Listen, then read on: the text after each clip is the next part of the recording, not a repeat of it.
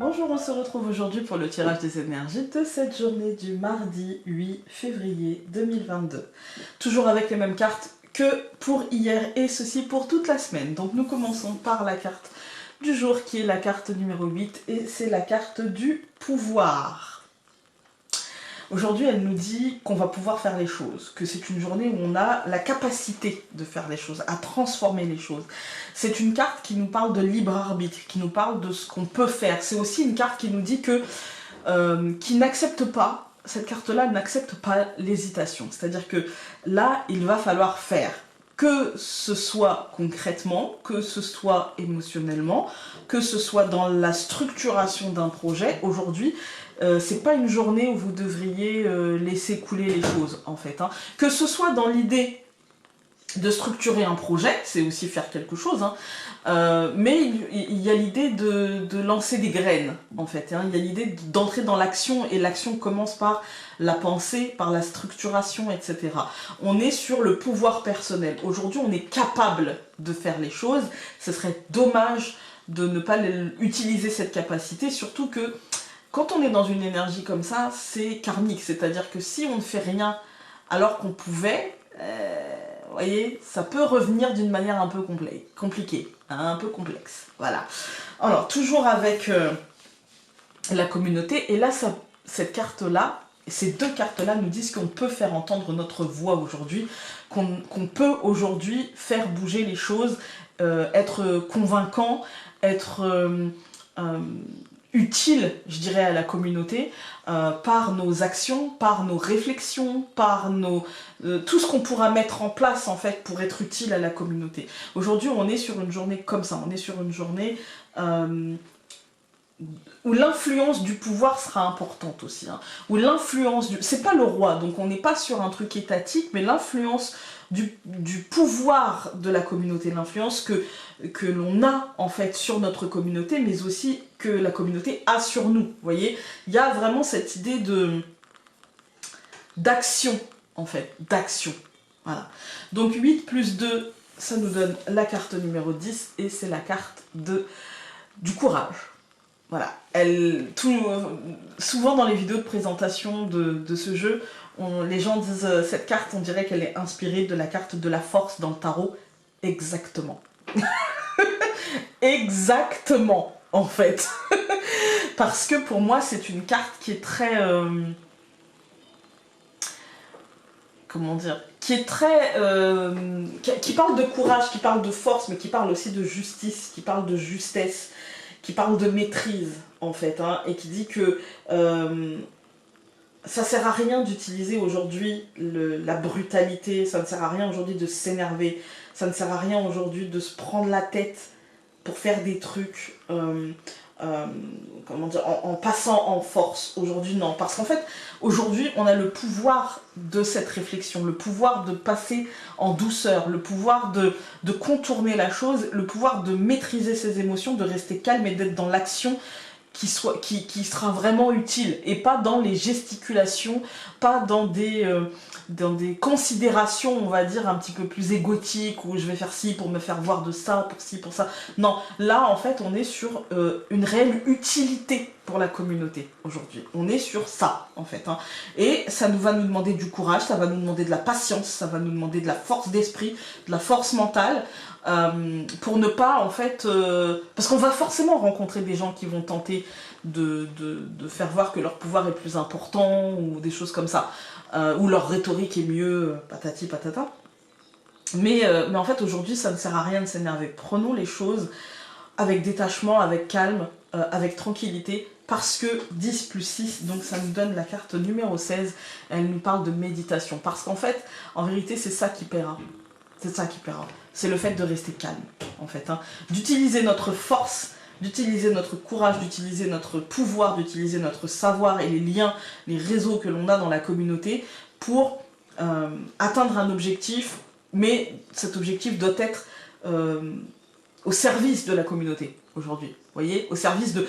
Peu importe cette communauté, je ne suis pas en train de vous parler de la communauté d'un pays, ou de la communauté des humains qui est encore plus vaste, mais ça peut être simplement au travail, ça peut être simplement dans votre voisinage, dans votre famille, le bien commun. en fait, hein, ce qui est important pour tout le monde et ne pas laisser les individualités un petit peu égocentrées modifier ce qui doit être fait pour le bien commun, on va dire. Hein.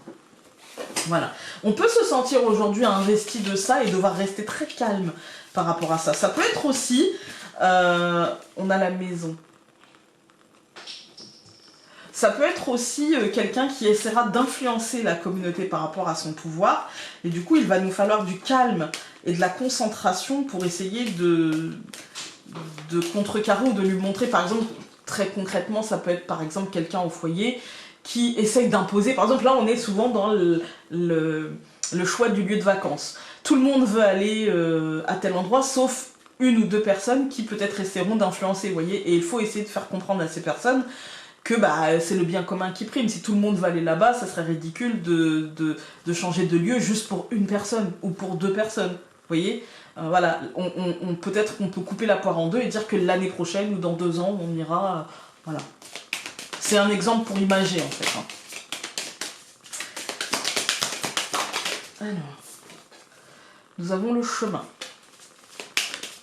Alors, nous avons la croix. Ouais, il est temps de se positionner et de mettre fin peut-être à des tergiversations avec courage, avec calme et avec confiance, je dirais, en nos capacités, en ce qu'on est capable de faire.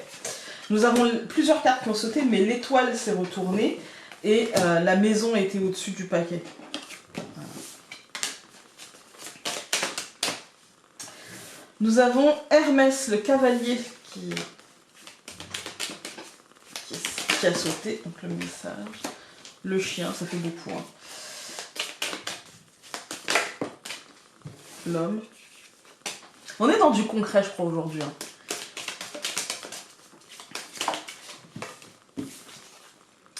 Le cœur.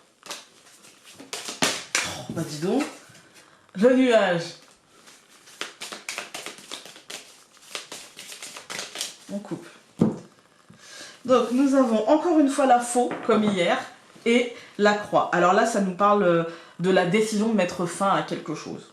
Voilà. On a, c'est bien parce qu'en fait, la faux nous dit qu'on est acteur et pas spectateur de cette fin, donc on devrait ne pas trop mal le vivre, et plutôt même, comme on est acteur, on devrait même plutôt bien le vivre, en fait. Donc nous allons avoir en ce mardi le chemin qui avait sauté, nous allons avoir le nuage, en même temps, il y a la moitié qui a sauté, vous allez me dire. L'homme, au centre, hein, l'homme, hein. La femme qui ne regarde pas l'homme, et la clé.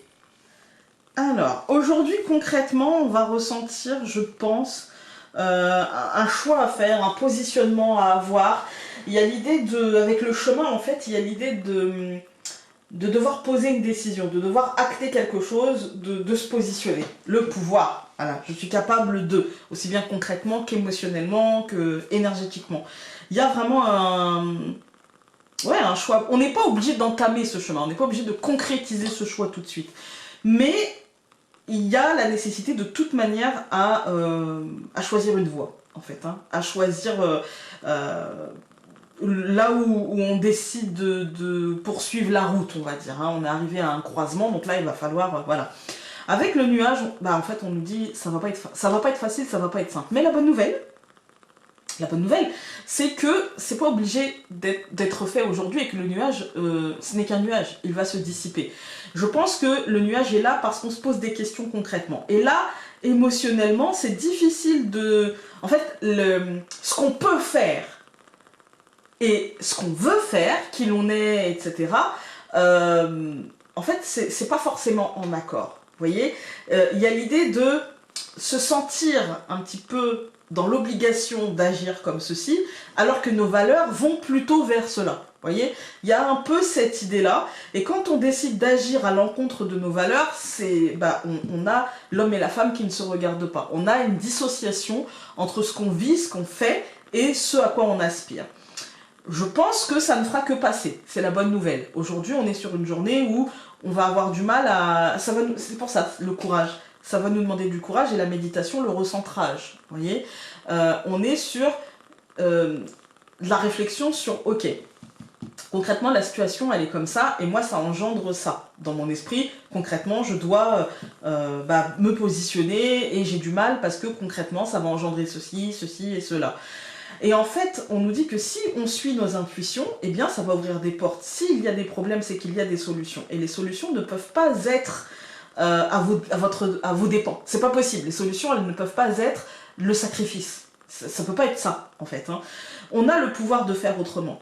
On a le pouvoir de faire autrement, de trouver une forme d'équilibre, hein, c'est ce que je vous disais par rapport à là-haut, et donc on nous demande de réfléchir par rapport à ça. On va regarder, donc on va recouvrir, donc je recouvre le chemin par le soleil, c'est parfait, je recouvre le nuage par l'anneau, je recouvre l'homme par le chien, je recouvre la femme par Osiris, et je recouvre la clé par le trèfle.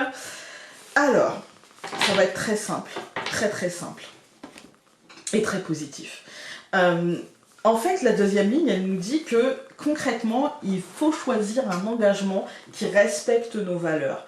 C'est comme ça que les choses, même si on a l'impression que, oui, mais si je respecte ce que je veux au fond, ça va me mettre peut-être dans une situation compliquée, patati et patata. Osiris nous dit...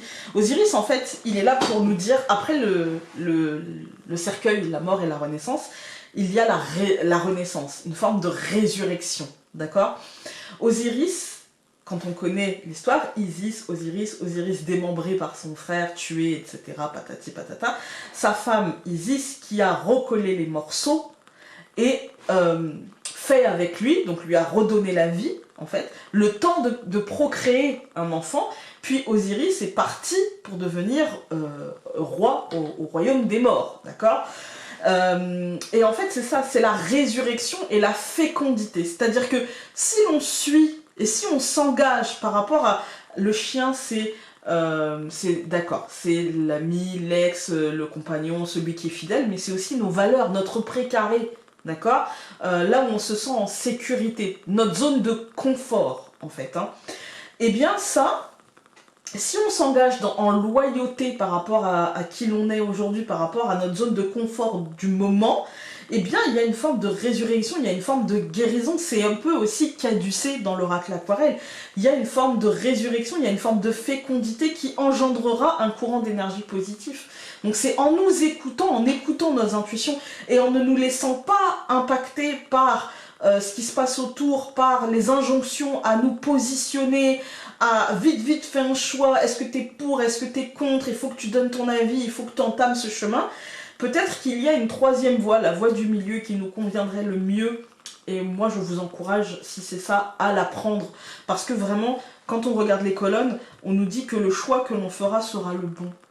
D'accord? Donc peut-être que dans notre esprit, tout n'est pas noir et tout n'est pas blanc. Peut-être que c'est beaucoup de gris et qu'on a juste envie de douceur, de bienveillance et qu'on a juste ce courage-là de dire bah, « moi, j'ai pas envie de me soumettre aux injonctions du choix. » En fait, j'ai pas envie de me soumettre aux injonctions des uns et des autres qui me disent mais soit t'es pour, soit t'es contre, et puis si t'es contre, et bah t'es pas avec nous, ou ci, ou ça, machin.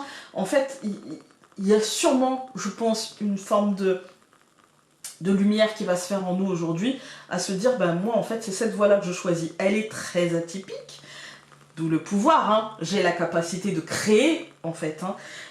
Très atypique et en même temps peut-être qu'elle va être moteur finalement pour cette communauté, pour les nôtres en fait. Hein.